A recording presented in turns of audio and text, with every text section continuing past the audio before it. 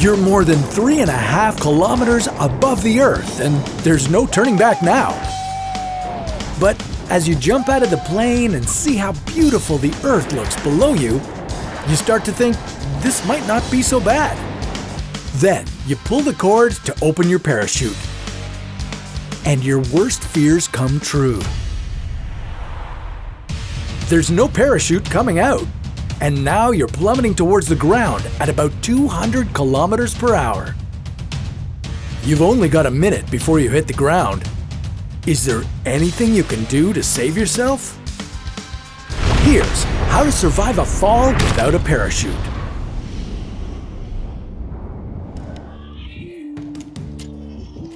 Every time your life depends on a parachute, there's a 1 in 1,000 chance that it won't work. But a malfunctioning parachute isn't necessarily a death sentence. According to skydiving experts, the secret to surviving is all about how you react when the parachute fails. How should you position your body? Is there anything you could do to slow your fall? And why could landing on a roof be better than landing in a big body of water? The first thing you need to do is slow your descent. Just like most survival situations, the best thing to do is to slow everything down. Slow down your breathing and avoid hyperventilating. Slow down your thoughts so you can focus. And slow down the speed of your fall so you don't splatter on the ground. To do that, you'll need to spread out your body into an X shape.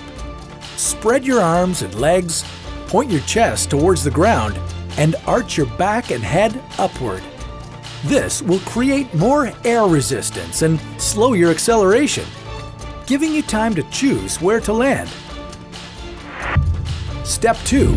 Avoid landing in water.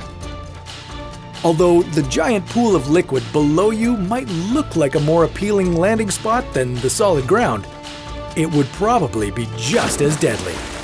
Like concrete, water doesn't compress, so landing in a lake would be just like landing on a sidewalk. Sure, you could position yourself to reduce the impact, but even then, you could still be knocked out cold. And being unconscious underwater does not help you survive, so let's find somewhere better. Step 3. Direct yourself to a better landing spot. To move sideways through the air, away from the water and towards a safer target, you'll need to use a skydiving technique called tracking. Bring your arms and legs in against your body to steer it as you fall.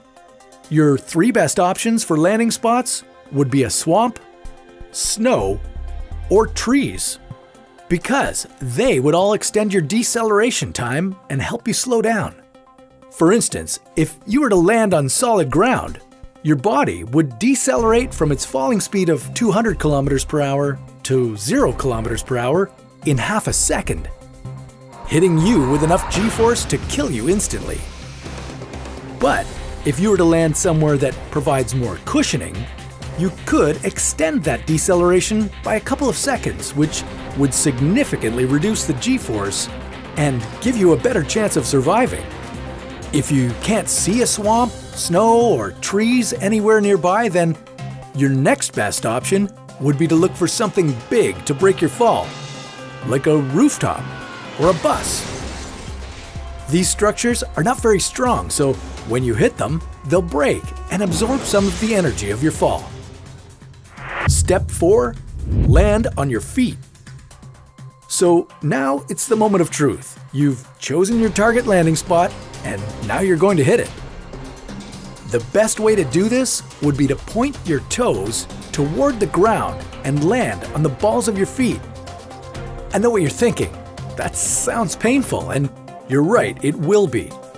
But the idea is that your body will have more time to slow down if you land feet first. The long bones in your legs will absorb a large amount of the impact energy before they fracture. Essentially, you'll be sacrificing your legs to protect the rest of your body. Step 5. Cover your head. Just before landing, put your head down with the fingers of each hand locked together behind it, and point your elbows in front of your face to protect your head and neck from impact. The main reason why people die from falling off tall buildings and bridges is severe head trauma. Even if you do everything else right, if you end up bouncing on your head when you land, you won't survive. So quickly, get into position. That should be all you need to know.